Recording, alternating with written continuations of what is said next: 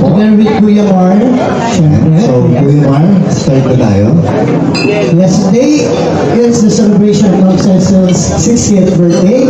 Do you know that a bubbly baby born on November 22, 1962, and a daughter of Vicente Fermin and Magdalene Kimball Fermin, graduated elementary at Tayuman National High School, Elementary School rather, and high school at Minoan Catholic High School, yes, and college at Concordia Colleges. And Concordia College. Yeah. Siyempre, at siya po ay naging cum laude. Palakpakan mo natin ang celebrator.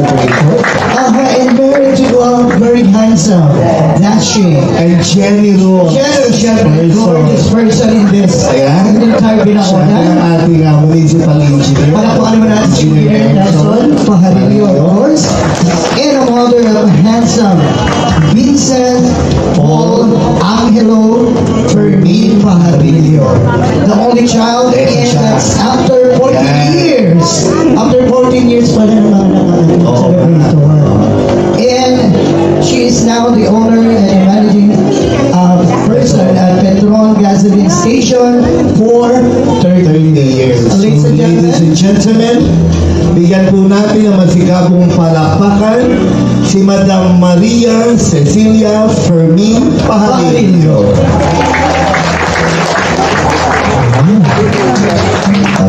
Katarima na rin. Siya ay pinalilibutan ng mga gwapong lalaki.